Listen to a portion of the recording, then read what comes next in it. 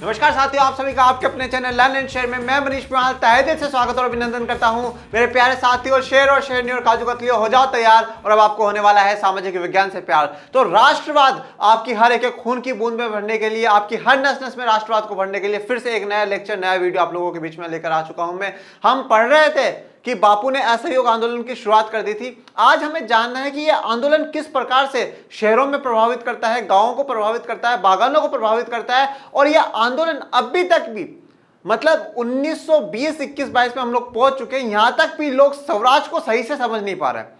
वो स्वराज जिसकी बाल गंगाधर तिलक बात कर चुके हैं, वह स्वराज जिसकी बापू बात कर रहे हैं, आजादी स्वराज को अभी तक लोग नहीं समझ पाए। सबकी अलग अलग विचारधारा है, वो क्या है वो आज हम लोग जानते हैं। तो आज का वीडियो, आज का लेक्चर नंबर 4 हम लोग शुरू करते हैं।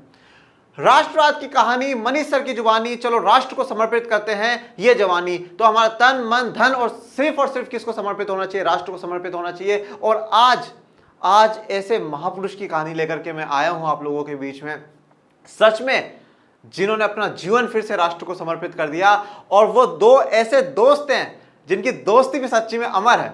ठीक है, लोग अगर कभी दोस्ती का उदाहरण देना तो उन जैसी दोस्ती का उदाहरण देना चाहिए। आज ऐसा आपको दोस्ती का भी मिसाल मिलेगी और आपको राष्ट्रवाद की तो कथा की जो मिसाल मिलती है वो मिलती ही है। तो आज हम लोग शुरू करते हैं। थोड़ा सा शुरू करने से पहले हम लोग कुछ बेसिक बात आज के इस वीडियो लेक्चर की जान लेते हैं, जो कि हमें जान लेनी चाहिए।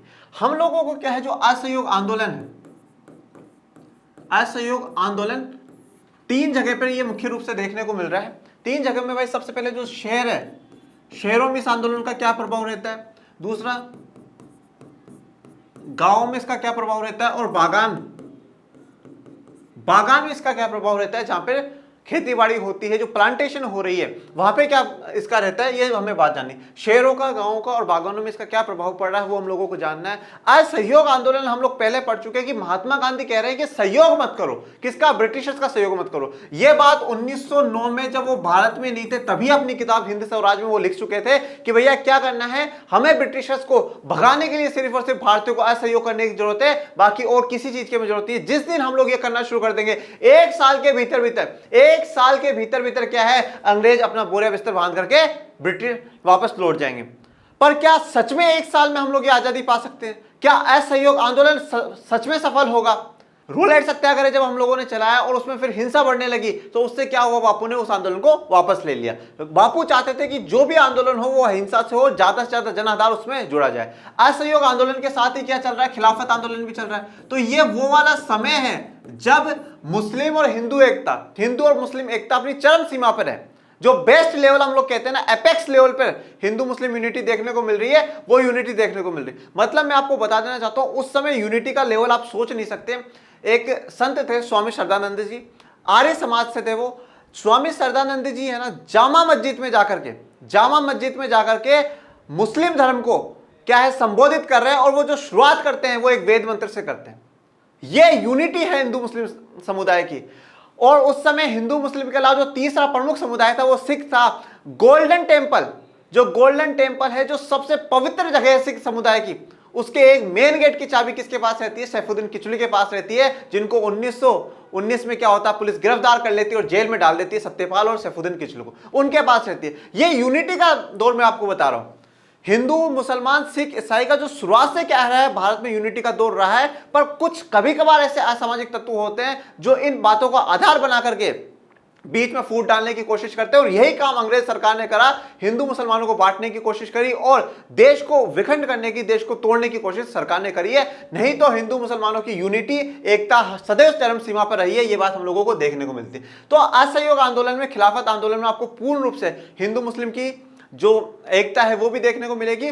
और यहां पर क्या है, एक गरीब का, किसान का, उद्योगपति का, सभी प्रकार के लोगों का, हर वर्ग का आपको सहयोग भी देखने को मिलेगा। किसके प्रति? गांधी जी के प्रति सहयोग है। और असहयोग किसके प्रति होगा? ब्रिटिशर्स के प्रति होगा।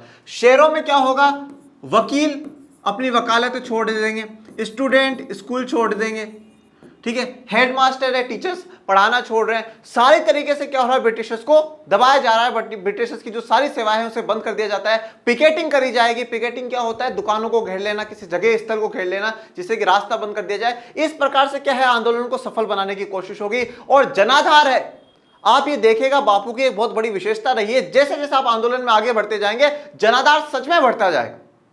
धीरे धीरे लोग क्या है, जुड़ते जाएंगे, बापू से जुड़ते जाएंगे, बापू की विचारधारा से जुड़ते जाएंगे। आप विश्वास नहीं करेंगे, जब बापू कहीं से निकलते थे ना तो लोग उनके स्वागत के लिए खड़े हो जाते थे। मतलब जो गांव पूरे जंगलों में बसे हुए हैं ना, वो भी बापू का स्वागत करने के लिए आते थे। बापू को एक अपने भगवान की तरह वो देखने लगे थे कि बापू कौन है, गरीबों के मसीहा है, बापू कौन है, किसानों के मसीहा है।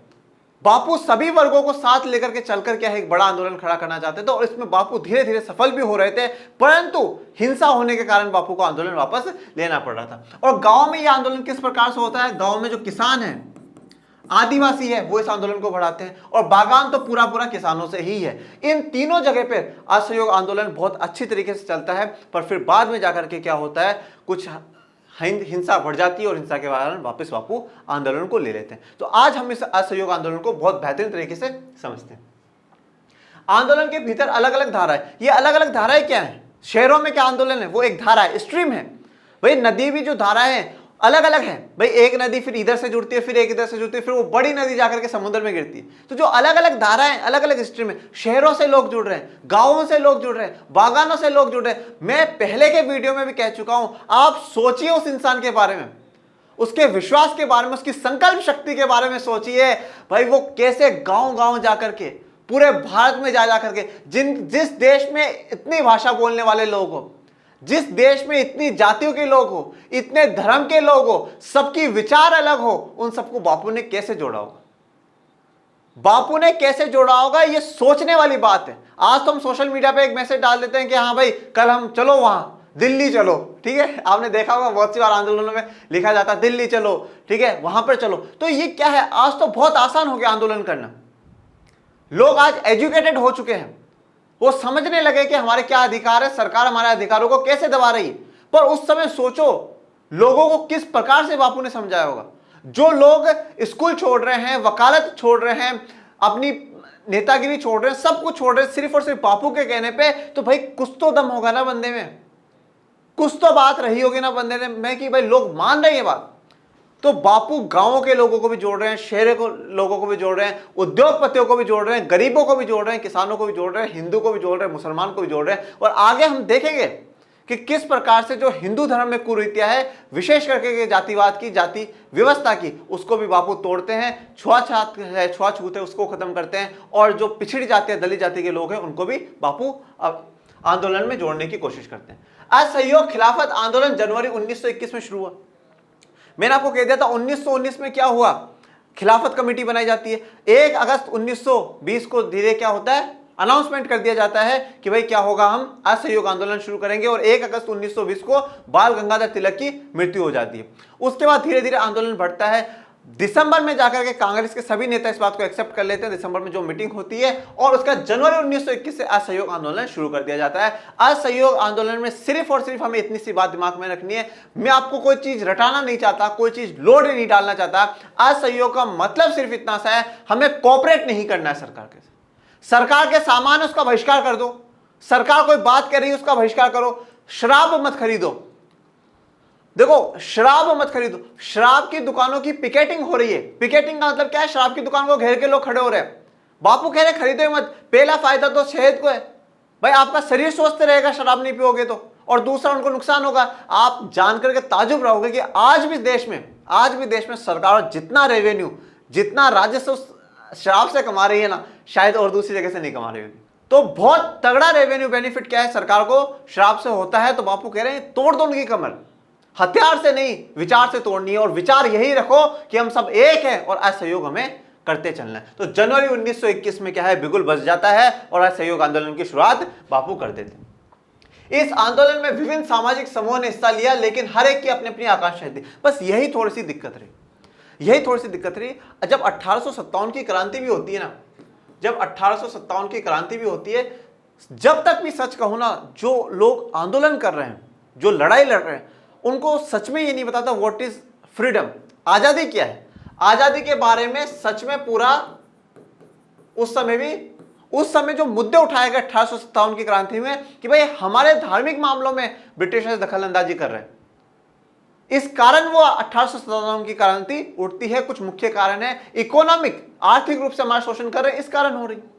आजादी उस समय किसी की बात नहीं होगी, आजादी होनी चाहिए, फ्रीडम आना चाहिए, तब तक भी आप बात नहीं थी।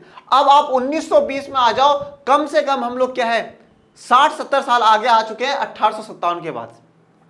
1920 में भी जब आंदोलन हो रहा है तो लोगों को क्या है, स्वराज का जो मतलब है ना, स्वराज का मतलब एग्जैक्टली लोगों को नहीं पता है। स्वराज मतलब सेल्फ रूल, हमारा रूल। तो लोग कह रहे हैं हमारा रूल, हमारा रूल का मतलब क्या है, हमारी परेशानियां खत्म हो जाए, हमारी समस्याएं खत्म हो जाए। किसान बोल रहा है जो हम पे टैक्स लगा रही है ना सरकार, वो टैक्स कम कर दे, हमारे लिए स्वराज है। किसी के लिए कोई समस्या है, वो कह रहा है ये समस्या खत्म हो जाए, हमारे लिए स्वराज है। तो स्वराज की जो विचारधारा है, सब क्या है आंदोलनों से जुड़ तो रहे हैं, बापू सबको जोड़ तो रहे हैं आंदोलनों से, पर सबकी आकांक्षा है, जो सबकी इच्छाएं हैं, डिजायर्स हैं, वो सबकी अलग अलग है। कोई कुछ सोचता है, कोई कुछ सोचता है, कोई कुछ सोचता है। सब अपनी इच्छाओं के लिए, अपनी आकांक्षाओं के और अपनी समस्याओं का समाधान पाने के लिए आंदोलन से जुड़ रहे हैं। अभी तक भी पूरी तरीके से एक यूनिटी देखने को हम लोगों को नहीं मिल रही है, जो कि थोड़ा सा हमारे लिए एक चिंता का विषय रहा है, और इसीलिए क्या आंदोलन धीरे धीरे विफलता की ओर बढ़ता जाएगा। सभी ने स्वराज के आह्वान को स्वीकार तो किया, लेकिन उनके लिए उसके अर्थ अलग अलग थे। सबने स्वराज की जो आह्वान बापू ने करा कि स्वराज के लिए उठो, हमें हमारा रूल, हमारा राज देश में लाना है, देश हमारा राज तुम्हारा नहीं चलेगा, नहीं चलेगा। भाई देश तो हमारा है और राज तुम करो, बिल्कुल भी नहीं, ये बिल्कुल पॉसिबल नहीं है। जब देश हमारा तो राज भी हमारा ही होना चाहिए, बापू ये कह रहे हैं। पर इस बात को, इस सेंटेंस को, स्वराज को लोग क्या है सही से नहीं समझ पा रहे थे। सबने अपनी इच्छाओं से, अपने अनुसार क्या है उसको मान लिया। और पर एक सबसे जो बढ़िया बात, बेहतरीन बात यह रही कि सभी लोग आंदोलनों में जुड़ते गए, आंदोलनों से जुड़ते जाते हैं, उसको आंदोलनों को आगे बढ़ाते हैं। ये एक बहुत बेहतरीन बात होती है। और ये जैसे कि आपको एक बापू का चित्र दिख रहा है, ये एक स्टेचू है, मूर्ति बनाई हुई है, उसका चित्र मैं आपको दिखा रहा हूं। तो बापू का जो योगदान है ना, वो सच में गजब का योगदान है। आंदोलन की शुरुआत शहरी मध्य वर्ग की हिस्सेदारी के साथ हुई। देखो अब आंदोलन की शुरुआत, देखो मैं आपको पहले भी कह चुका हूं, कोई भी आंदोलन होता है, कोई भी मूवमेंट होता है, एक तो जनाधार होना बहुत जरूरी है, भीड़ होनी चाहिए।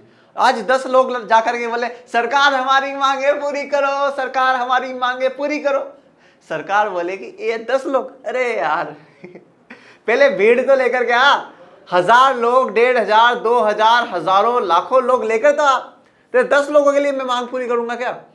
नहीं। जब हजारों लोग आ जाते हैं, 10,000, मीडिया पहुंचता है, देखो किस प्रकार से विद्यार्थी हो रहे हैं परेशान, सरकार नहीं सुन रही, सरकार कानों में रुई डाल करके बैठी है, ये वो। 10 लोग आ जाएंगे ना तो मीडिया भी कवरेज करने को नहीं आएगी। सबसे पहली तो जो जरूरत है ना वो है कि जनाधार हो, और दूसरी जो जरूरत है ना उस मूवमेंट को चलाने के लिए क्या है, आपको कुछ फंड की जरूरत होती है, कुछ पैसों की जरूरत आपको होती है। भाई आप बैनर बनवाओगे, ठीक है, आप लोगों को जहां लेके, जो लोग जा रहे हैं, जो भीड़ वहां पे जा रही है, उनको बीच में पानी, खाना पीना कुछ तो होगा, आपको उन चीजों के लिए खूब पैसा चाहिए होता है। आंदोलन ऐसे ही नहीं होता है। तो अब यहाँ पे शहरी मध्य वर्ग के लोगों की जरूरत क्यों आ रही है? क्योंकि इसमें से कुछ लोग वकील है, कुछ इंजीनियर है, कुछ डॉक्टर है, कुछ सेना में है। इन लोगों के पास पैसा है तो ये पैसा दे और आंदोलन जुड़े। और बाल गंगाधर तिलक के नाम पर 1 करोड़ रुपए का चंदा तो वैसे भी इकट्ठा कर लिया जाता है, क्योंकि आंदोलनों को बढ़ाने के लिए। आप किसी को जेल में पकड़ लिए तो वकील करेंगे, कहां से करेंगे, पैसा तो चाहिए ना। तो इसलिए शहरी मध्य वर्ग उसमें जुड़ता जाता है। हजारों विद्यार्थियों ने स्कूल कॉलेज छोड़ दिया, हेडमास्टर शिक्षकों ने इस्तीफे सौंप दिए। अब सबसे बड़ा सवाल यह आता है कि अगर हमारे विद्यार्थी, अगर हमारे देश का जो भविष्य जिन्हें हम लोग कह रहे हैं, अगर वो स्कूल छोड़ करके बैठ जाएंगे, पढ़ाने वाले पढ़ाने के लिए छोड़ करके बैठ जाएंगे, तो होगा क्या? ये चिंता जो आज मुझे सताई है ना, ये चिंता उस समय के महापुरुषों को भी सताई थी। बोले बापू ये कैसी बात कर रहे हैं आप बापू, है? अगर बच्चे स्कूल छोड़ देंगे तो फिर देश का क्या होगा? कभी आजाद, जिस दिन भी देश आजाद होगा तो कौन बागडोर संभालेगा? देश तो बिल्कुल अशिक्षित रह जाएगा बापू। तो बापू ने कहा अरे भाई मैंने कब कहा देश अशिक्षित रहना चाहिए? मैं तो ये कह रहा हूं तुम उनके स्कूलों में मत पढ़ाओ, बच्चों को उनके स्कूलों में मत भेजो, क्या करो अपने स्कूल खोलो, अपने स्कूल खोलो, स्वदेशी एजुकेशन उनको दो, देश का जो गौरवशाली इतिहास है उसके बारे में आप बताओ। वो तुम्हें पढ़ा तो रहे हैं, पर वो वही पढ़ा रहे हैं जो उनको पढ़ाना चाहिए, वो वही पढ़ा रहे हैं जो उनको पढ़ाना चाहिए। वो हमारे देश के बारे में तो कुछ बताते नहीं है। ब्रिटेन ने ये करा, ब्रिटेन ऐसा है, ब्रिटेन वैसा है, वो तो सब कुछ ब्रिटेन की गाथा गा रहे हैं। आप क्या है हमारे देश के बारे में बताओ। तो क्या होता है, देखो उस समय के जो जितने भी लीडर्स है ना, उस समय के जितने भी लीडर्स है ना, स्वदेशी एजुकेशन पे, देश की एजुकेशन पे, नेशनल एजुकेशन पे, राष्ट्रीय एजुकेशन पे काम करते हैं। बड़े बड़े नेता क्या होते हैं, टीचर बन जाते हैं। कहीं पर दिखा कि भाई ये छोटा सा कमरा है, इस कमरे में शुरू कर दिया, आ जाओ बच्चों पढ़ो। कहीं पे थोड़ी सी छत लगी हुई है, नीचे बैठने की जगह, शुरू हो गए। जैसे कि आज हम लोगों को कोरोना महामारी में डॉक्टरों की जरूरत है, पुलिस कर्मियों की जरूरत पड़ी है, सफाई कर्मियों की जरूरत पड़ी है, नर्सिंग कर्मियों की जरूरत पड़ी है ना, ये जिस प्रकार से हमारे लिए भगवान का रूप है आज के समय में, उसी प्रकार से उस समय टीचर भी एक बहुत बड़ी उपलब्धि हुआ करती है। और मैं सच में गर्व करता हूं, मुझे गर्व है, मैं एक ऐसे प्रोफेशन से जुड़ा हुआ हूं जिस प्रोफेशन को बड़े बड़े लोगों ने अपनाया है। डॉक्टर बनता है, इंजीनियर बनता है, आईएएस बनता है, पर एक टीचर इन सबको बनाता है। यह बहुत बड़ी बात है। तो उस समय हजारों विद्यार्थियों ने स्कूल छोड़ा, हेडमास्टरों ने स्कूल छोड़ा। यह इसलिए छोड़ा कि हम ब्रिटिशर्स को दिखा सके, भाई तुम्हारे स्कूल हमारी बदौलत चल रहे हैं, तुम्हारे कॉलेज हमारी बदौलत चल रहे हैं, हम नहीं चलने देंगे, हम असहयोग कर रहे हैं और हम हमारे स्कूलों में बच्चों को पढ़ा देंगे, चाहे वो क्या है, वो एक बिल्कुल टूटे फूटे कमरे में पढ़ा रहे हो, पर हम लोग पढ़ा देंगे। वकीलों ने मुकदमे लड़ना बंद कर दिया। मद्रास उस समय पूरा का पूरा एक बहुत बड़ा प्रोविंस था, प्रांत था, के अलावा ज्यादातर प्रांतों में परिषद चुनाव का बहिष्कार किया गया। तो देखो उस समय भी क्या था, परिषद के चुनाव होते थे, जैसे आज विधानसभा लोकसभा के चुनाव होते हैं ना, तो उस समय भी परिषद के चुनाव होते थे उस प्रोविंस के लिए चुने जाने के लिए। जैसे हम आज राज्य सरकार चुनते जब विधानसभा के चुनाव होते हैं, उस समय भी प्रोविंस में के लिए परिषदों के चुनाव होते हैं। मद्रास को छोड़ करके बाकी सभी जगह पे क्या हुआ, चुनाव का भी बहिष्कार कर दिया गया। सभी प्रकार से बहिष्कार हो रहा है, बॉयकॉट धीरे धीरे लोग कर रहे हैं और वकीलों ने मुकदमे लड़ना बंद कर दिया। ठीक है, सिर्फ और सिर्फ वो जो भारतीय लोग हैं उन्हीं के मुकदमे लड़ रहे हैं। यह आपको एक मद्रास के प्रेसिडेंसी कॉलेज का कुछ दिखाया गया है, जो मद्रास का प्रांत था, वहां की कॉलेज है, उसका दृश्य मैंने आपको दिखाया। आर्थिक मोर्चे पर असहयोग का असर और भी ज्यादा नाटकीय रहा। देखो बापू, फिर से बापू की बात आ जाती है। आर्थिक मोर्चा भाई, फाइनेंशियल मोर्चे पर ये और भी ज्यादा क्या हो, ताकतवर बना। जब क्या हो रहा है, लोग कपड़े नहीं खरीद रहे हैं, कपड़ों की होली जला रहे हैं, शराब नहीं खरीद रहे हैं, बच्चों को स्कूल नहीं भेज रहे हैं, तो सारी जगह क्या होता है, धीरे धीरे व्यापार ठंडा पड़ जाता है। ब्रिटिश सरकार सोचने लग जाती है। देखो ब्रिटिश सरकार ये बात जान चुकी थी कि बापू है ना, बापू ये बहुत गजब का इंसान है, ये देश को आजाद करवा के ही मानेगा, ये छोड़ेगा नहीं। इसके कहने पर एक आवाज में इतने लोग इकट्ठा हो रहे हैं, तो कुछ तो बात है इस बंदे में, दम है इस बंदे में। आप सोचो 1869 का बर्थ बापू का रहता है, हम 1920 की बात हम लोग कर रहे हैं। 51-52 साल का आदमी, 52 साल का आदमी देश में घूम रहा है पैदल, एक लाठी के बल पे पूरे देश में घूम रहा है, देश के लोगों को समझा रहा है। किसके लिए समझा रहा है? हाँ, अपने बच्चों के लिए समझा रहा है। कौन है उसके बच्चे? हम सब उनके बच्चे थे। सबको समझा रहा है, तुम जुड़ो, लड़ो, तुम सबके लिए वो काम कर रहा है। तो आर्थिक मोर्चे पे असहयोग आंदोलन और भी सक्सेसफुल होता है। विदेशी सामानों का बहिष्कार किया जाता है, जैसे हम लोग आज कह रहे हैं, बहिष्कार का मतलब बॉयकॉट। हम आज कह रहे हैं ना, चाइना के सामान का क्या करो, बॉयकॉट करो, चाइना का सामान का बहिष्कार करो। शराब की दुकानों की पिकेटिंग की गई और विदेशी कपड़ों की होली जलाई गई। पिकेटिंग का मतलब क्या होता है, दुकानों को घेर लिया जाता है, दुकानों को, किसी ऑफिस को जो घेराव होता है उसे पिकेटिंग कहते हैं। जैसे कि आपको यहाँ पर भी दिख रहा है, लोगों ने घेर रखा, स्कूलों को, कॉलेजों को, दुकानों को, सारे सब जगह क्या है, पिकेटिंग कर ली, घेराव जो है वो पूरी तरीके से लोग कर लेते हैं। विदेशी कपड़ों की होली जला दी कि हम विदेश के कपड़े नहीं पहनेंगे। अब देखो इसके दो बेनिफिट हुए। दो बेनिफिट क्या हुए वो समझिए। पहला तो जो बेनिफिट हुआ है वो ये हुआ है, क्या हुआ, इससे असहयोग हुआ है। जो ब्रिटिश सरकार की है ना, ब्रिटिश सरकार का जो व्यापार है वो कमजोर पड़ गया, ब्रिटिश सरकार का व्यापार डाउन हो गया। अब जब ब्रिटिश सरकार का व्यापार डाउन हुआ है, अब मेरी बात सुनना भाई, कपड़े तो मुझे पहनना है, मेरे तन को ढकने के लिए कपड़े तो जरूरी है। ब्रिटिशर्स के नहीं पहनूंगा तो किसके पहनूंगा? इंडिया वालों के पहनूंगा। जब इंडिया वालों का कपड़ा मैं खरीदूंगा तो क्या होगा, इंडिया वाले की इनकम बढ़ेगी, इंडिया वाले की इनकम बढ़ेगी तो बहुत बढ़िया बात हो जाएगी। तो इससे क्या होगा, ब्रिटिशर्स का तो व्यापार गिरेगा, पर जो भारत के लोग हैं उनका व्यापार बढ़ेगा। और जब व्यापार बढ़ेगा तो क्या होगा, लोगों को ज्यादा ज्यादा रोजगार मिलेगा, रोजगार मिलेगा तो सबकी इनकम बढ़ेगी, और इनकम सबकी बढ़ जाएगी तो हम ज्यादा ज्यादा अच्छे से आंदोलन कर करके अंग्रेजों को लात मार करके बाहर निकाल सकते हैं। 1921 से 22 के बीच कपड़ों का आयात का मतलब होता है इंपोर्ट। आयात आया कहां से? बाहर से आया। तो आयात जो हम बाहर से मंगवाते, जो ब्रिटेन से आ रहा था, उनका आधा रह गया, उसकी कीमत 102 करोड़ से 57 करोड़ घटकर हो गई। मतलब पहले 102 करोड़ का माल विदेशों से आ रहा था और हमारे देश में बेचा जाता था, अब सिर्फ और सिर्फ 57 करोड़ हो गया। यह ताकत थी हमारे देश की जनाधार की। लास्ट वीडियो में भी मैंने कहा है, हम आज भी 125 करोड़ है, आज भी 125 करोड़ है। जब हम बोलते हैं ना तो गले में वाइब्रेशन होता है। जब हम सब एक होकर के हमारे जाति को, धर्म को, सभी जो प्रकार की सामाजिक कुरीतियां हैं उनको भुला करके सिर्फ और सिर्फ राष्ट्र के लिए सोचेंगे ना, वो दिन दूर नहीं है जब विश्व के पटल पे हम विश्व गुरु फिर से बन करके दिखाएंगे। सबसे बढ़िया इकोनॉमी अगर किसी की होगी तो भारत की होगी। सबसे बढ़िया डिफेंस किसी का होगा तो भारत का होगा। पूरे दुनिया अगर आदर्श किसी को मानेगी तो भारत को फिर से अपना आदर्श मानेगी। जरूरत सिर्फ और सिर्फ किसी की है तो हमें यूनिटी की जरूरत है, एकता की जरूरत है। बहुत सारे स्थानों पे व्यापारियों ने विदेशी चीजों का व्यापार करने या विदेशी व्यापार में पैसा लगाने से इनकार कर दिया। आप देखो, आज की बात से मैं आपको कनेक्ट करके बताता हूं। आज भी क्या होता है भाई, जब होता है कि भाई चाइना का माल मत खरीदो, चाइना का माल का बहिष्कार करो, विरोध करो चाइना का माल, तो बहुत से व्यापारी जो होते हैं, बड़े बड़े जो बिजनेसमैन होते हैं, वो चाइना में पैसा लगाने से मना कर देते हैं। भाई हम चाइना के प्रोडक्ट में पैसा नहीं लगाएंगे, हम चाइना का माल नहीं खरीदेंगे, ना खरीदेंगे तो फिर बेचेंगे भी नहीं। तो यही काम उस समय भी हो रहा है। जो विदेशों की चीजें उसको खरीदने से मना कर दिया व्यापारियों ने, हम खरीदेंगे नहीं, ले जाओ वापस जाओ। विदेशों का जो व्यापार उसमें पैसा लगाने से मना कर दिया। हमारे देश में भी उस समय बहुत बड़े बड़े उद्योगपति थे, पैसा लगाने बंद कर दिया। जब बहिष्कार आंदोलन फैला और लोग आयातित कपड़े को छोड़कर केवल भारतीय कपड़े पहनने लगे तो भारतीय कपड़ा मिलों और हथकरघों का उत्पादन भी बढ़ने लगा। मैंने आपको समझाया ना भाई, कपड़ा तो हमें चाहिए।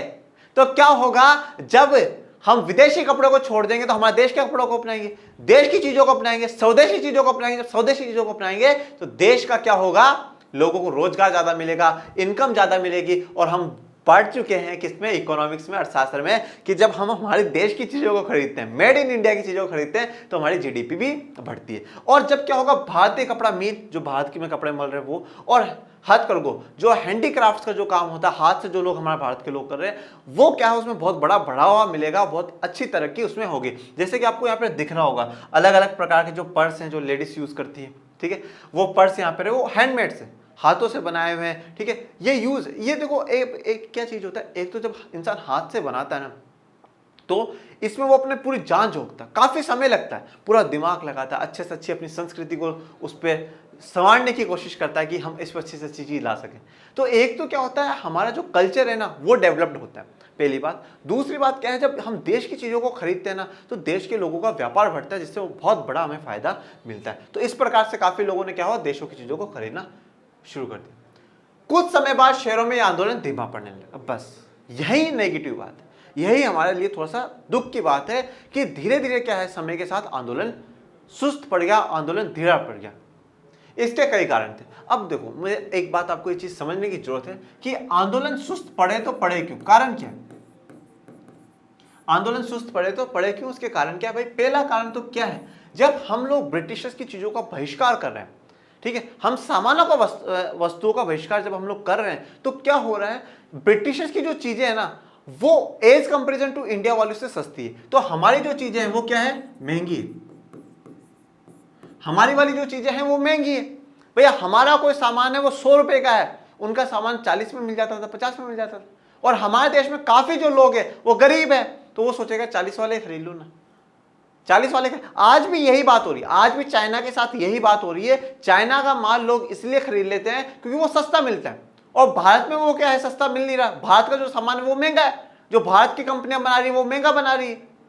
तो जब महंगा बना रही है, अभी महंगा क्यों बन रहा है, क्यों बन रहा है, क्योंकि हमारे पास क्या है, कोई इंडस्ट्री नहीं है, हमारे पास उद्योग नहीं है, हमारे पास उद्योग नहीं है, उद्योगों की कमी है, हमारे पास उद्योगों की कमी है, टेक्नोलॉजी की हमारे पास कमी है। जितनी भी है हम उससे बना रहे तो फिर उसकी जो कॉस्ट है, जो लागत है बनाने में, वो महंगी आ रही। जब महंगी आ रही है तो बेचेंगे भी महंगी। भाई जो बिजनेसमैन है वो घाटे में तो जाएगा नहीं। पर क्या हो रहा है, जो ब्रिटेन है वहां पर तो क्या हो रहा है, बहुत बड़ी बड़ी इंडस्ट्रियां हैं, सब कुछ बढ़िया है, अच्छा काम धंधा चल रहा है, और तो वो सारा सामान बहुत आसानी से बना लेते हैं और यहाँ पे ला करके थोड़ा कम कॉस्ट पे, इंडिया के सामानों से कम पे बेच देते हैं। तो चीजें महंगी है क्योंकि इंडस्ट्री नहीं। तो पहली कारण तो क्या हुआ, कुछ समय तक तो लोगों ने इस चीज को एफोर्ड कर लिया कि ठीक है भाई हम लोग भारत की महंगी चीजों को खरीद लेंगे, पर एक समय के बाद वो उसको नहीं कर पाए। दूसरा कारण क्या हुआ कि लोगों ने जब स्कूल छोड़े, हेडमास्टरों ने, टीचर्स ने पढ़ाना छोड़ा, वकालत छोड़ा, लोगों ने परिषद के चुनाव लड़ना छोड़ दिया, तो लोगों ने सोचा कब तक हम ये चीज कर सकते हैं, 1 महीना, 2 महीना, 1 साल, 1.5 साल, कब तक। क्योंकि जो हमारे पास जो सोर्स है पेट भरने का वो तो वही काम है। मैं टीचर हूं तो मेरा काम टीचर है, कब तक मैं ये काम कर सकता हूँ, ये आंदोलन में बैठ करके मैं कब तक इस चीज को कर सकता हूँ, कभी तो मुझे उठ करके वापस कमाना ही पड़ेगा ना। तो ज्यादा समय तक क्या हुआ, हम लोग क्या नहीं कर पाए, विरोध नहीं कर पाए हम लोग सरकार का, ब्रिटिश सरकार का। इसके कारण क्या होता है, आंदोलन धीरे धीरे सुस्त पड़ने लग जाता है और फिर कुछ ऐसी घटनाएं होती है जहां पर हिंसा बढ़ जाती है और हिंसा बढ़ने के बाद बापू आंदोलन को वापस ले लेते। खादी का कपड़ा मिलों में भारी पैमाने पर बनने वाले कपड़ों के मुकाबले प्राय महंगा होता था और गरीब उसे नहीं खरीद पाते थे। बापू कह रहे थे खादी कपड़ा पहनो। अब देखो एक बात आपको और बताता हूं, बापू ने चरखे को प्रमोट करा।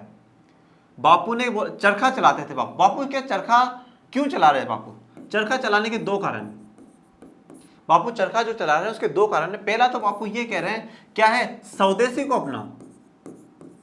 बापू ने कहा है स्वदेशी को अपनाओ। जो हम लोग खादी का कपड़ा जब हाथों से बनाएंगे, हमारे देश का कपड़ा है, सब लोग बनाएंगे तो वो वैसे भी सस्ता हो जाएगा। तो स्वदेशी चीज को क्या है, हमें अपनाना चाहिए। पहला कारण तो बापू का चरखा चलाने का ये था। दूसरा कारण बापू का क्या है, जो श्रम विभाजन है उसको खत्म करना।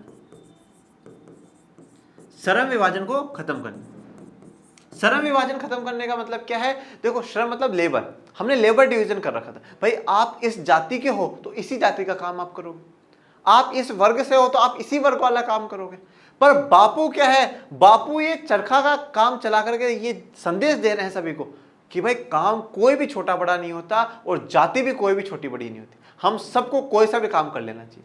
तो देखो बापू के जो भी हर स्टेप है ना, आप अगर उनको समझना चाहो ना तो आप पॉजिटिव नजर से समझ सकते हो। चरखा चलाना भी उनका क्या है, एक संदेश है हमारे लिए। भाई पहला तो स्वदेशी अपनाओ और दूसरा क्या है, श्रम विभाजन को खत्म करो। जाति के आधार पर कोई काम नहीं होना चाहिए, सब जन्म किसी भी जाति में ले, पर वो जो काम करना चाहता है वो करे और काम कोई भी छोटा या बड़ा नहीं होना चाहिए। हमारे मन में, हमारे दिलों में जितनी इज्जत राष्ट्रपति के लिए ना, उतनी इज्जत सफाई कर्मचारी के लिए, मजदूर के लिए, जो ठेले लगाते हैं सब्जियों के, उन सभी के लिए होनी चाहिए। कोई काम छोटा या कोई बड़ा नहीं होता। ये लोग वो लोग हैं जो चोरी करने से अच्छा है ना मेहनत को चुन रहे हैं। और अगर आप उनको अपमानित करोगे ना, अगर हम लोग उनको अपमानित करेंगे तो फिर वो एक ऐसा कदम उठा लेंगे जो देश के लिए और हमारे लिए भी घातक बन जाएगा। फिर वो चोरी करेंगे, लोगों को लूटेंगे, वो चीज गलत है। वो मेहनत कर रहे हैं, उनकी मेहनत को अप्रिशिएट करो, उनसे नफरत मत करो। अरे यार देखो ये ठेले वाले आ जाते हैं, आवाज लगाते हैं दोपहर में, सोने भी नहीं देते। नहीं, वो मेहनत कर रहे हैं, वो किसी काम को छोटा या बड़ा नहीं समझ रहे। अब ये सोच रहे हैं वे मिलों के कपड़ों को लंबे समय तक बहिष्कार कैसे कर सकते हैं। तो ये बात आप भी सोच रहे होंगे, भाई लंबे समय तक कैसे बहिष्कार कर सकते हैं हम लोग, कब तक करेंगे। ये बात मैं आपको बता सकता हूं, बिल्कुल भी हम लोग नहीं कर सकते। ब्रिटिश संस्थानों के बहिष्कार से भी समस्या पैदा हो गई। जब हम बहिष्कार करने लगे, जब बॉयकॉट करने लगे तो प्रॉब्लम हो गई। आंदोलन की कामयाबी के लिए वैकल्पिक भारतीय संस्थानों की स्थापना जरूरी थी ताकि ब्रिटिश संस्थानों के स्थान पर उनका प्रयोग किया जा सके। मैंने ये बात आपको बता दी। इंडस्ट्री होना, उद्योग होना, हमारा भारत के संस्थान होना बहुत जरूरी था। जैसे कि आपको यहाँ पे इंडस्ट्री का चित्र दिख रहा है, भारत के इंडस्ट्री होना बहुत जरूरी है, भारत के उद्योग होना जरूरी है। क्योंकि जब भारत के उद्योग होंगे, ज्यादा से ज्यादा इंडस्ट्री होगी तो हम वहां पर ज्यादा से ज्यादा उत्पादन करेंगे, और जब ज्यादा से ज्यादा उत्पादन करेंगे, लागत कमाएगी, और लागत कमाएगी तो हम उसे सस्ते में बेच सकते हैं। पर उस समय तक ये चीज पॉसिबल नहीं थी, इसलिए हमारे सामान महंगे थे और उनके सस्ते थे। लेकिन वैकल्पिक संस्थानों की स्थापना की प्रक्रिया बहुत धीमी थी, बहुत धीरे धीरे प्रोसेस चल रहा था। जो प्रक्रिया है, प्रोसेस है, वो बहुत धीरे था। फलस्वरूप विद्यार्थी और शिक्षक सरकारी स्कूलों में लौटने लगे और वकील दोबारा सरकारी अदालतों में दिखाई देने लगे। तो इससे क्या हुआ, आंदोलन धीरे धीरे बिल्कुल सुस्त पड़ जाता है, लोग वापस लौटने लग जाते हैं। अब आ जाते हैं ग्रामीण इलाकों में विद्रोह। ग्रामीण इलाकों में जो है विद्रोह कैसे हुआ, शहरों से धीरे धीरे क्या है आंदोलन बढ़ने लगा और कहां पहुंच गया, गांव में पहुंच गया, देहात में पहुंच गया। देहात का मतलब भी गांव ही होता है। शहरों से बढ़कर असहयोग आंदोलन देहात में पहुंच गया, मतलब ग्रामीण क्षेत्रों में आंदोलन फैल जाता है। युद्ध के बाद देश के विभिन्न भागों में चले किसानों व आदिवासियों के संघर्ष भी इस आंदोलन में समा गए। अवध में सन्यासी बाबा रामचंद्र किसानों का नेतृत्व कर रहे हैं। देखो युद्ध के बाद है ना, किसान, आदिवासी, सभी समुदाय के जो लोग हैं, कौन सा युद्ध, प्रथम विश्व युद्ध, क्या सभी लोग क्या है एक्टिव हो जाते हैं और धीरे धीरे ब्रिटिश के खिलाफ जाना शुरू कर जाते हैं। पहली बात ये। दूसरा क्या होता है, जब गाँवों से है ना, गाँवों से सबसे ज्यादा लोग सेना में जा रहे थे, प्रथम विश्व युद्ध लड़ा है, तो उनको ज्यादा उम्मीद थी कि ब्रिटिश सरकार हमारे लिए कुछ अच्छा काम करेगी, किसानों के लिए कुछ अच्छा करेगी, गांवों के लिए कुछ अच्छा करेगी, हमारे देश के लिए कुछ अच्छा करेगी। बल्कि उन्होंने तो क्या करा, टैक्स बढ़ा दिया, और टैक्स बढ़ा करके महंगाई बढ़ा दी हमारे ऊपर। तो वो तो ज्यादा विरोध में आ जाते, तो गाँव के लोगों में बल्कि ज्यादा विरोध होता है और विद्रोह की जो भावना वो ज्यादा होती है। अवध में सन्यासी बाबा रामचंद्र किसानों की अगुवाई कर रहे हैं, किसानों के आगे नेतृत्व कर रहे हैं और उनको कह रहे हैं कि चलो उठो और ब्रिटिश शासन का क्या है विरोध हमें करना चाहिए। बाबा रामचंद्र इससे पहले फिजी में गिरमिटिया मजदूर के तौर पर काम कर चुके। देखो अब इस कॉन्सेप्ट को आप समझो। ये आपको है ना मैप में फिजी का चित्र दिखाया गया, वर्ल्ड मैप में फिजी दिखाया गया। फिजी एक छोटा सा देश है। फिजी, वेस्ट इंडीज, उन देशों पे क्या हुआ था जब औपनिवेशिकवाद का चल रहा था, कॉलोनियल रूल चल रहा था, उस समय क्या गया था, भारत से लोगों को भेजा गया था वहां पे। भारत से लोगों को भेजा गया, एक एग्रीमेंट के तहत भेजा गया। उस एग्रीमेंट को ये जितने भी मजदूर वहां गए थे उसे गिरमिट करने लगे। तो जो गिरमिट एग्रीमेंट के तहत वहां पर गए वेस्ट इंडीज, फिजी, उस गिरमिट एग्रीमेंट के तहत उसको क्या करने लगे, गिरमिटिया मजदूर कहने लगा। जो गिरमिट एग्रीमेंट के तहत गया है उसी को गिरमिटिया मजदूर कहा जाने लगा। तो बाबा रामचंद्र भी क्या थे, पहले फिजी में क्या रह चुके हैं, गिरमिट मजदूर रह चुके हैं, जो एक एग्रीमेंट के तहत वहां पे गए थे। हमने सत्ता की साझेदारी में पढ़ा कि वहां पे भारतीय तमिल है, वो क्यों, क्योंकि यहां से भारत से वहां पे भेजा गया था जब उपनिवेशवाद का दौर चल रहा था। उसी प्रकार से ये लोग भी, उनका आंदोलन तालुकदारों और जमींदारों के खिलाफ था, जो किसानों से भारी भरकम लगान और तरह तरह के कर वसूल रहे थे, किसानों को बेगार करनी पड़ती थी। देखो अब दो शब्द आपके सामने है, तालुकदारों और जमींदारों। देखो इन दोनों का जो काम है ना वो टैक्स लेने का है। इन दोनों का जो काम है वो क्या है, टैक्स लेने का है। किससे, किसानों से, इनसे सबसे टैक्स लिया जाता था। तालुकदार जो शब्द है ना मुगल समय के लिए इस्तेमाल होता है, और जमींदार जो शब्द है ना किसके लिए, अंग्रेजों के लिए यूज होता है। अंग्रेजों की व्यवस्था में जो था जमींदार था, और मुगलों के समय में जो था तालुकदार था। तालुकदार और जमींदार एक ही शब्द है, आप बिल्कुल भी कंफ्यूजन इसमें मत रखिएगा। तो तालुकदार और जमींदार जो भारी लगान लेते थे, किससे, ब्रिटिशर्स के नाम पर, जो किसानों से इनसे ज्यादा लगान लेते थे, वो क्या है, बहुत ज्यादा दुखदायी था। किसके लिए, किसानों के लिए। फसल खराब हो जाती, उसके बावजूद भी उनको उतना ही लगान देना पड़ता। कभी कभार तो अपनी जमीनें क्या है उनको बेच करके वो सारा लगान चुकाना पड़ता था, जो बहुत बुरी स्थिति उन लोगों की होती थी। तो सरकार, जो किसान ये क्या चाहते हैं सरकार से, कि लगान है ना, लगान हमारा कम कर दिया जाए, टैक्स हमारा कम कर दिया जाए। पट्टेदार के तौर पर उनके पट्टे निश्चित नहीं होते थे, उन्हें बार बार पट्टे की जमीन से हटा दिया जाता था ताकि जमीन पर उनका कोई अधिकार स्थापित ना हो सके। पट्टेदार का मतलब क्या है, जो जमीन आपके पास है उसका एक पट्टा होता है। पट्टा इन द सेंस रजिस्ट्री है आपके पास कि वो जमीन हमारी है। तो कभी भी सरकार ने उनको पट्टे जारी नहीं करे, कभी भी वो रजिस्ट्री जमीन उनके नाम पे जारी नहीं करी। क्यों नहीं करी, क्योंकि अगर हम इनको जमीन पूरे नाम पे कर देंगे तो क्या होगा कि ये उस पर अपना अधिकार जमा लेंगे। किसान है जो ये देश के लोग हैं वो अधिकार जमा लेंगे। तो कभी इस जमीन पे काम करवा रहे हैं, कभी उस जमीन पे काम करवा रहे हैं, तो उससे क्या है, काफी लोगों को काफी परेशानी हुई। और जो बाबा रामचंद्र जैसे लोग हैं किसानों के साथ लगे हुए हैं, ये इस चीज का विरोध कर रहे हैं। किसानों के लिए देखो अब स्वराज क्या है, अगर उनके पट्टेदार पट्टे मिल जाए उनको जमीनों के, उनका लगान कम कर दिया जाए, टैक्स उनका कम कर दिया जाए, तो उनके लिए क्या है, ये स्वराज है। और जमींदारों को, तालुकदारों को सरकार हटा दे और टैक्स हम डायरेक्ट क्या है ब्रिटिश सरकार को दे दे, ये उनके लिए स्वराज की भावना है। किसानों की मांग थी कि लगान कम किया जाए, बेगार खत्म हो और दमनकारी जमींदारों का सामाजिक बहिष्कार किया जाए। पहला, लगान कम कर दिया जाए, टैक्स बिल्कुल कम कर दो, जितना हम दे सकते हैं उतना ही दे पाए, पहली शर्त है। बेगार खत्म हो। बेगार क्या होता है, जब हम बिना पेमेंट के काम करते हैं, जब हम सिर्फ मेहनत करते जाए और हमें कोई पेमेंट नहीं मिलता, उसे हम बेगार कहते हैं। अब क्या हो रहा था, जब सारा का सारा जो हमें मिल रहा था वो हम टैक्स में दे देते थे, तो बात वही हो गई ना, हम काम कर रहे हैं, कुछ नहीं बच रहा हमारे पास, वो बेगार है, कोई मतलब ही नहीं, सेंस नहीं है। तो ये जो बेगार वाला काम है ना, ये खत्म कर दो, हमारे पास भी हमारा प्रॉफिट बचना चाहिए। और ये जो दमनकारी जमींदार है, जमींदार भी क्या करते थे, ब्रिटिशर्स बोल रहे इतना टैक्स लो, उससे 1-2% ज्यादा ही ले लेते थे, लोगों को और लूटते थे। बोली दमनकारी जो जमींदार है ना, इनको भी आप हटा दो।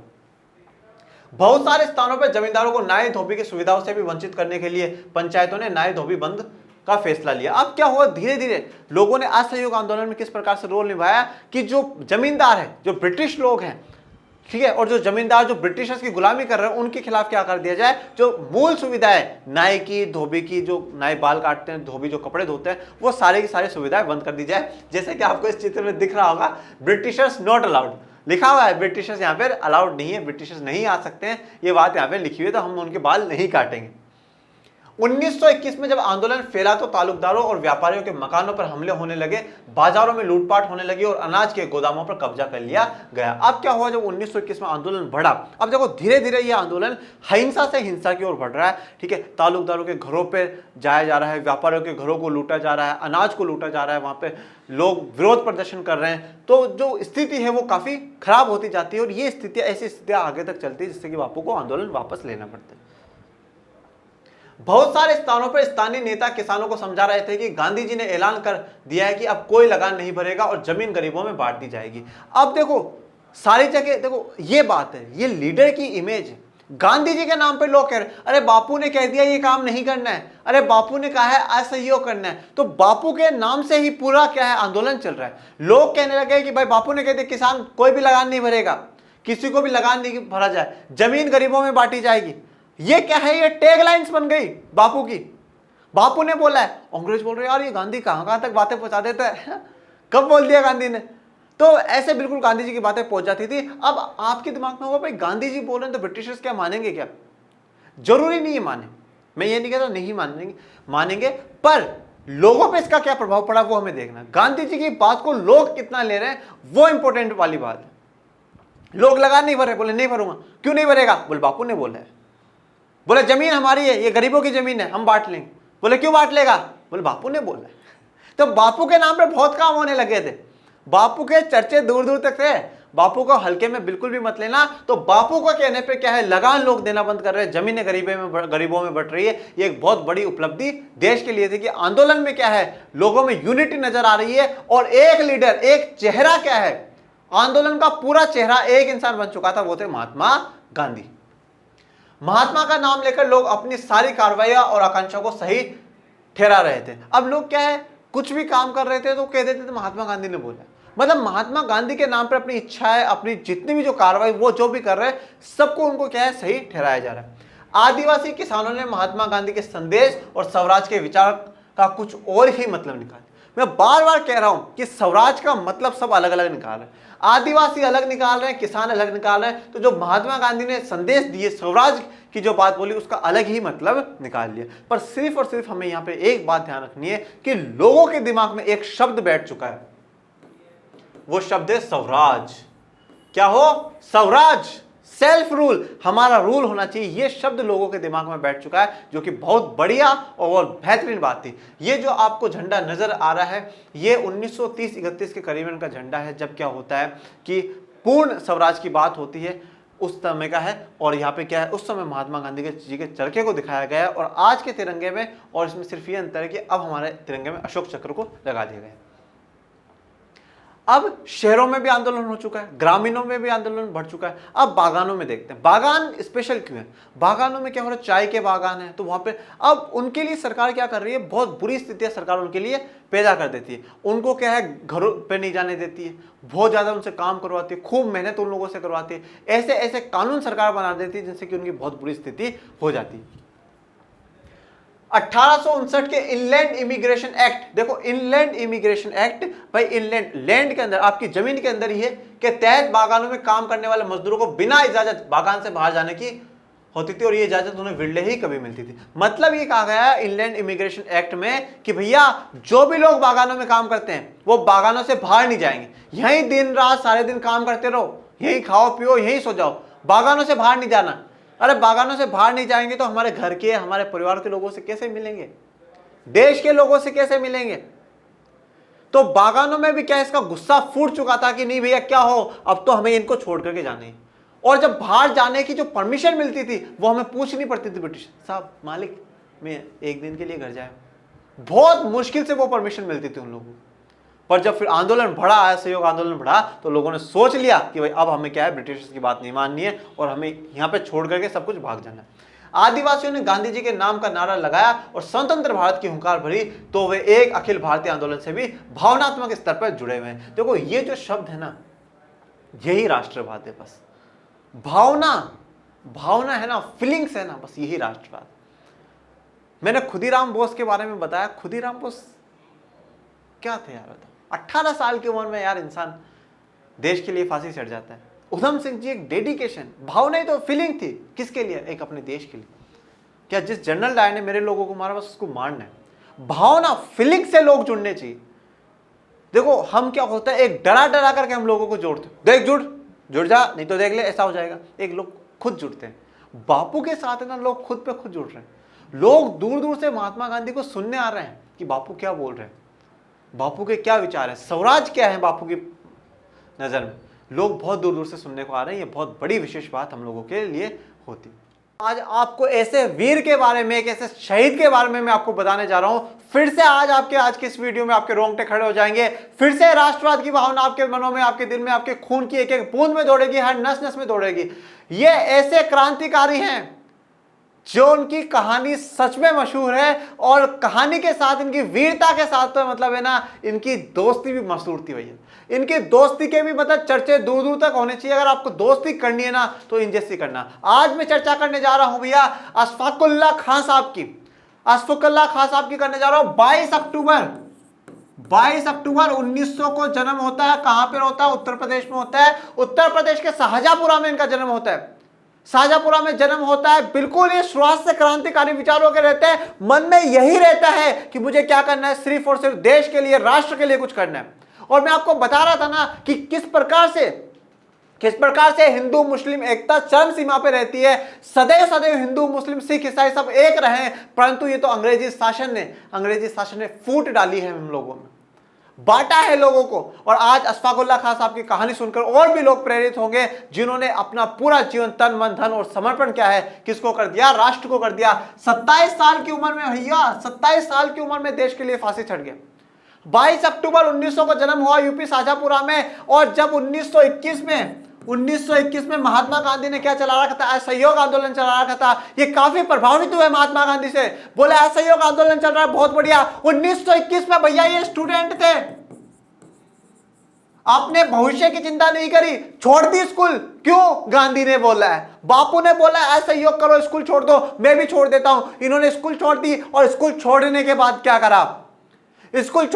क्या करा? आप इस बात को देखिएगा, जो भी क्रांतिकारी है ना वो किसी ना किसी संगठन में जाकर के जुड़ रहा है।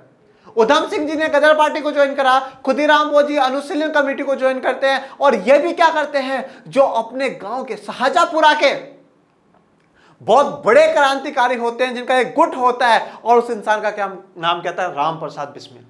राम प्रसाद बिस्मिल से मिलते हैं और बोलते हैं सिर्फ और सिर्फ मेरे मन में क्रांतिकारी विचार है। और इन दोनों इंसान के बीच में, अशफाकुल्ला खां साहब के और राम प्रसाद बिस्मिल जी के बीच में बहुत बेहतरीन दोस्ती हो जाती है। ऐसी दोस्ती हो जाती है जो कोई नहीं तोड़ सकता भैया, कोई नहीं। कहीं जा रहे हैं तो दोनों साथ जा रहे हैं, कहीं कुछ खाते हैं दोनों साथ खाते हैं, बात कर रहे हैं दोनों साथ कर रहे हैं, दोनों क्रांतिकारी विचार कर रहे हैं दोनों साथ कर रहे हैं। दोनों की बहुत बेहतरीन दोस्ती होती है। और मुझे आंखों में सच में आंसू आ जाते हैं, आपको बताऊंगा। दोनों फांसी पर भी एक साथ चढ़ जाते हैं। यह होती है दोस्ती, यह होता है समर्पण देश के लिए। मतलब इनकी ये स्टोरी है अशफाकुल्ला खां साहब की। एक बार ये बीमार पड़ गए, बहुत तेज बुखार इनको हो गया, बिल्कुल ऐसे नींदों में राम राम है मेरे प्यारे राम, है मेरे प्यारे राम, ऐसे नाम ले रहे थे। इनके माता पिता बोले ये क्या बात हो गई, कोई किसी चपेट में तो नहीं आ गए भूत प्रेत की? मुसलमान होकर के हिंदू देवता का नाम ले रहा राम राम राम, ये कैसी बात हुई?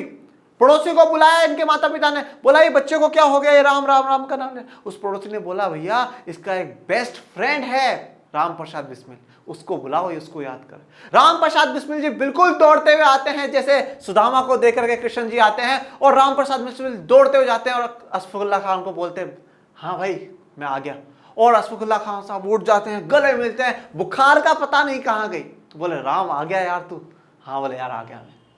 बोले ठीक। अब मैं आपको इनकी क्रांतिकारी विचार बताता हूं। ये इनका नाम कहां पर आता है? काकोरी एक जगह है जहां पर इन्होंने क्या है, ट्रेन को लूटा था। उस ट्रेन में क्या था, ब्रिटिशर्स का खजाना जा रहा था। तो बापू क्या कह रहे थे, व्यापार खत्म करो, खजाना है, तो उनका खजाना को लूट लिया। हुआ क्या, 1921 के बाद 1922-23 में जब बापू ने असहयोग आंदोलन को वापस ले लिया तो उनको दिलों में बहुत भयंकर चोट लगी। बोले ये क्या करा बापू ने क्या कर दिया, असहयोग आंदोलन वापस ले, नहीं लेना चाहिए था, आंदोलन तो होना ही चाहिए था, अंग्रेजों को लात मार करके बाहर निकाल देना चाहिए था। बापू ने कैसे ले लिया? तो इन्होंने विचार बनाया कि भाई कुछ भी हो जाए हमें अंग्रेजों को बर्बाद करके छोड़ना है। और काकोरी में क्या करते हैं, ट्रेन को लूटते हैं, उस खजाने को लूटने की पूरी तैयारी करते हैं। 8 अगस्त 1925 क्या है, विचार कर रहे हैं, हथियार खरीदे जा रहे हैं, किस लिए कि काकोरी वाली ट्रेन को लूट लिया जाए, ब्रिटिशर्स का सारा खजाना ले लिया जाए। और 9 अगस्त 1925 को उस ट्रेन को लूट लिया जाता है, सारा खजाना उसको ले लिया जाता है। और उसके बाद क्या है, सरकार बहुत तेजी से स्पीड पकड़ लेती है, इनको पकड़ने की कोशिश करती है। दुख के साथ बताता हूं कि 26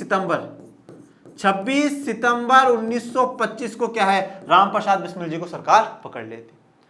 रामप्रसाद बिस्मिल जी को सरकार पकड़ लेती है, पर अशफाकुल्ला खान साहब अभी तक क्या है पुलिस की गिरफ्त में नहीं आए। वो बनारस जाते हैं, बनारस जाके इंजीनियरिंग करते हैं, 10 एक महीने तक पढ़ाई करते हैं। फिर वो सोचते हैं कि मैं विदेश जाकर के पढ़ाई करूं, मैं विदेश जाकर के पढ़ाई करूं और बहुत ज्यादा पढ़ाई करके के फिर मैं मेरे राष्ट्रवाद में, मैं देश के लिए मैं कुछ बड़ा करूं। तो वो जाते हैं दिल्ली, जाते हैं दिल्ली में एक दोस्त होता है उनका, पठान करके, उस दोस्त के पास रहते हैं, पर उसने बहुत बड़ी गद्दारी कर दी और उसने पुलिस को फोन करके बता दिया कि अशफाकुल्ला खान मेरे यहाँ पे छुपा हुआ है, इसको अरेस्ट कर लो। और भैया इनको अरेस्ट कर लिया जाता है, फैजाबाद में ले जाकर के जेल में बंद कर दिया जाता है। और जब फैजाबाद में ले जाकर के जेल में बंद कर दिया ना इनको, क्या हुआ उसके बाद यही हुआ फाइनली जो हमारे शहीद के साथ होता है कि इनको फांसी दे दी जाती है। 19 दिसंबर भैया, 19 दिसंबर याद कर लो, 19 दिसंबर 1927 को देश के 2 वीर की गाथा तो खत्म हो ही जाती है, एक सच्ची दोस्ती भी खत्म हो जाती है। अशफाकुल्ला खान और रामप्रसाद बिस्मिल दोनों को फांसी के फंदे पर चढ़ा दिया जाता है और हमारे देश के 2 वीर फिर से देश की इस मातृभूमि के लिए शहीद हो जाते हैं और सिर्फ वह यही कहते हैं, जय हिंद जय हिंद। एक किसी शायर ने बहुत खूब लिखा है और उन्होंने जो शायर ने जो लिखा है ना वो क्या है, रामप्रसाद बिस्मिल जी बहुत बार कहते थे और आप भी मेरे साथ कहिएगा कि सरफरोशी की तमन्ना अब हमारे दिल में है, सरफरोशी की तमन्ना अब हमारे दिल में है, देखना है जोर कितना बाजुए कातिल में है। ये यही कहते थे कि भैया हम तो पागल हैं, हम तो हमारे राष्ट्र के लिए पागल है, देश के लिए पागल है, हम हमारे उद्देश्य के लिए पागल है। अब ये देखना चाहते हैं कि तुम में कितना दम है, कातिल जो है ना अंग्रेज है उनमें कितना दम है, दिखाओ जितना दम है। हंसते हंसते देश के लिए फांसी पे चढ़ गए। आप देखो उधम सिंह को फांसी के वक्त में डर नहीं लगा, खुदीराम बोस को डर नहीं लगा, अशफाकुल्ला खान साहब को, रामप्रसाद बिस्मिल जी को, किसी को डर नहीं लगा। ये क्या है, ये भावनाएं हमारी राष्ट्र के प्रति, राष्ट्र के प्रति हम मर जाएंगे या मार देंगे पर राष्ट्र सदैव अमर था, अमर है और अमर रहना चाहिए, यही हमारी भावना है। इसीलिए कहता हूं बच्चों, देश के लिए समर्पित हो जाओ, तन मन धन सब निछावर कर दो देश के लिए। यह देश हमारा सर्वोपरि था, है और हमेशा हमारे लिए रहना चाहिए। और फिर से मैं आज अशफाकुल्ला खान साहब को और रामप्रसाद बिस्मिल जी को बारंबार नमन करता हूं, जिन्होंने हमारे देश के लिए क्या किया, बलिदान दिया। और आज हम लोग आज़ादी की खुली सांस ले पा रहे हैं, जैसे लोगों के कारण ले पा रहे हैं। इन्हीं सभी को जो बार बार में क्या है रामप्रसाद बिस्मिल जी कह रहे थे, क्या कह रहे थे, जय हिंद जय Bharat. Thank you so much. आप इस वीडियो को ज़्यादा से ज़्यादा लाइक करें, शेयर करें, सब्सक्राइब करें। ये जो क्रांति है ना, ये क्रांति दूर तक फैलनी चाहिए, हर इंसान के खून में राष्ट्रवाद दौड़ना चाहिए। इसलिए आप अपने परिवार के लर्न एंड शेयर के इस वीडियो को ज़्यादा से ज़्यादा लाइक करें, शेयर करें, सब्सक्राइब करें। Thank you so much. जय हिंद जय भारत।